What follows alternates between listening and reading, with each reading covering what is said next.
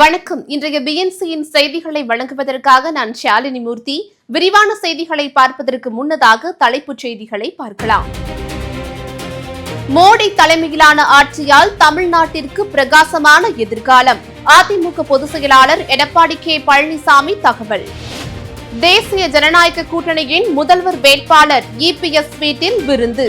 பாஜக தேர்தல் பொறுப்பாளர் பியூஷ் கோயல் உள்ளிட்ட தலைவர்கள் பங்கேற்பு. ஊழல் நிறைந்த திமுக ஆட்சியை முழுமையாக வீழ்த்தி அதிமுக கூட்டணி ஆட்சிக்கு வரும். பாஜக தமிழக பொறுப்பாளர் பியூஷ் கோயல் சூளுரை. சட்டசபையில் விவசாயிகள் பிரச்சினையை பேச அனுமதி மறுப்பு. அதிமுக எம்எல்ஏக்கள் எடப்பாடி கே பழனிசாமி தலைமையில் வெளிநடப்பு. அனைத்து துறைகளிலும் திமுக அரசு தோல்வியடைந்து விட்டது. அதிமுக பொதுச் செயலாளர் எடப்பாடி கே பழனிசாமி குற்றச்சாட்டு. இனி வருவது விரிவான செய்திகள்.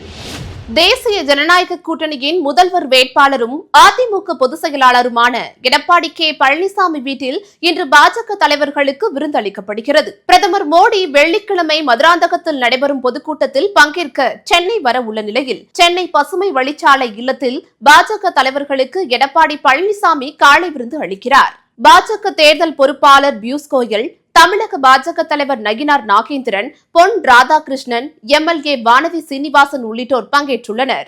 செய்தியாளர்களிடம் பேசிய வானதி சீனிவாசன், தேசிய ஜனநாயக கூட்டணியின் முதல்வர் வேட்பாளர் வீட்டிற்கு விருந்துக்கு வந்திருப்பதாக கூறினார்.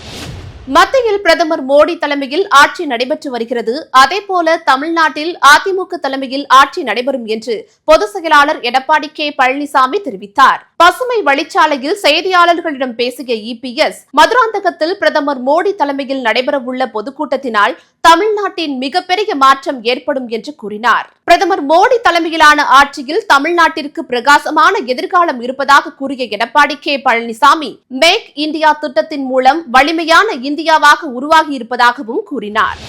தமிழ்நாட்டில் நிர்வாகம் சீர்குலைந்துள்ளதாக மத்திய அமைச்சரும் தமிழக பாஜக பொறுப்பாளருமான பியூஷ் கோயல் குற்றம் சாட்டினார். சென்னை பசுமை வழிச்சாலையில் அதிமுக பொதுச் செயலாளர் எடப்பாடி கே பழனிசாமி வீட்டில் நடைபெற்ற விருந்தில் பங்கேற்ற பிறகு செய்தியாளர்களிடம் பேசிய பியூஷ் கோயல், உதயநிதியை துணை முதல்வர் பதவியிலிருந்து நீக்க வேண்டும் என்றார். சனாதனத்திற்கு எதிராக பேசுவதால் துணை முதல்வர் பதவியில் நீட்டிக்க தகுதியில்லை என்றார். ஊழல் நிறைந்த திமுக ஆட்சியை முழுமையாக வீழ்த்தி அதிமுக கூட்டணி ஆட்சிக்கு வரும் என்றும் பியூஷ் கோயல் தெரிவித்தார். திமுக ஆட்சியில் தமிழ்நாட்டில் சட்டம் ஒழுங்கு சீர்குலைந்துள்ளது என்றும் திமுக ஆட்சியில் 4 லட்சம் கோடி அளவிற்கு ஊழல் நடைபெற்றுள்ளதாகவும் அதிமுக பொதுச் செயலாளர் எடப்பாடி கே பழனிசாமி குற்றம் சாட்டியுள்ளார். திமுக அரசு அனைத்து துறைகளிலும் தோல்வியடைந்து விட்டதாக கூறிய எடப்பாடி கே பழனிசாமி, பெண்கள், சிறுமிகள் என யாருக்குமே பாதுகாப்பு இல்லாத நிலை ஏற்பட்டுள்ளதாக தெரிவித்தார்.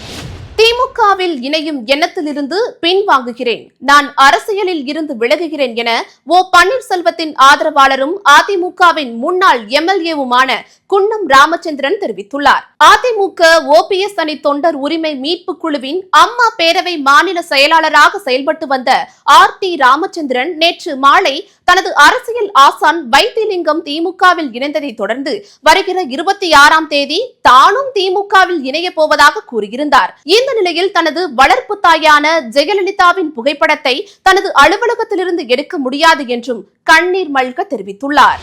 தமிழ்நாடு சட்டசபையிலிருந்து எதிர்க்கட்சித் தலைவர் எடப்பாடி கே பழனிசாமி தலைமையில் அதிமுக எம்எல்ஏக்கள் வெளிநடப்பு செய்தனர். சட்டசபையில் அதிமுக பொதுச் செயலாளரும் சட்டமன்ற எதிர்க்கட்சித் தலைவருமான எடப்பாடி கே பழனிசாமி விவசாயிகள் பிரச்சினைகள் குறித்து பேச முற்பட்ட போது நேரலை துண்டிக்கப்பட்டதாக கூறி அதிமுக எம்எல்ஏக்கள் கூச்சல் குழப்பத்தில் ஈடுபட்டனர். வாய்ப்பு கொடு என்றும் சர்வாதிகார ஆட்சியை கண்டிக்கிறோம் என்றும் கூறி முழக்கமிட்டவாறே அதிமுக எம்எல்ஏக்கள் வெளிநடப்பு செய்தனர். தமிழ்நாட்டில் சிக்கன் குனியா நோயினால் பொதுமக்கள் அதிகம் பாதிக்கப்பட்டிருப்பதாக அதிமுக பொதுச் செயலாளர் எடப்பாடி கே பழனிசாமி தெரிவித்தார். சட்டசபையிலிருந்து வெளிநடப்பு செய்த பின்னர் செய்தியாளர்களிடம் பேசிய எடப்பாடி கே பழனிசாமி, கரிக்கோழி விவசாயிகள் பிரச்சினை குறித்த கவன ஈர்ப்பு தீர்மானத்தின் மீது பேச சட்டசபையில் அனுமதி மறுக்கப்பட்டதாக கூறினார். எதிர்க்கட்சியினர் பேசக்கூடாது என்பதற்காகவே அனுமதி மறுக்கப்படுவதாக குற்றம் சாட்டினார். 6 மாதமாக போராடி வரும் மக்களை அரசு கவனத்தில் கொள்ளவில்லை என்றார். விசிகவுக்கும் எங்களுக்கும் எந்த பிரச்சனையும் இல்லை என்றும் ராமதாஸ் பெறாத பிள்ளை போன்றவர் திருமாவளவன் என்று பாமக இணை பொதுச் செயலாளரும் சேலம் மேற்கு சட்டமன்ற உறுப்பினருமான அருள் பேசியிருக்கிறார். தைலாபுரத்தில் செய்தியாளர்களிடம் பேசிய எம்எல்ஏ அருள், மருத்துவர் ராமதாஸ் மீது வழக்கு எதுவும் இல்லை என்றும் அவர் யாருக்கும் பயப்பட தேவையில்லை என்றும் கூறினார்.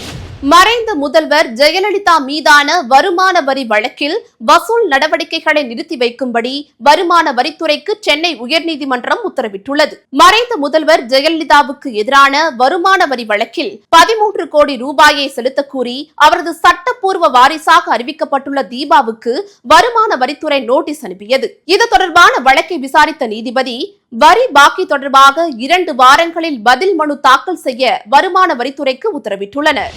தமிழ்நாட்டில் சிக்கன் குனியா காய்ச்சலை போல டெங்கு காய்ச்சல் பரவலும் அதிகரித்து வருகிறது. சென்னையை அடுத்த தாம்பரத்தில் கல்லூரி விடுதியில் தங்கி படித்த மாணவி ஒருவர் டெங்கு காய்ச்சல் பாதிப்பால் உயிரிழந்த சம்பவம் அதிர்ச்சியை ஏற்படுத்தியுள்ளது. மேலும் அந்த விடுதியில் தங்கியிருந்த 7 மாணவர்களுக்கு டெங்கு தொற்று பாதிப்பு இருப்பது கண்டறியப்பட்டதை அடுத்து அவர்கள் சிகிச்சைக்காக மருத்துவமனையில் அனுமதிக்கப்பட்டுள்ளனர்.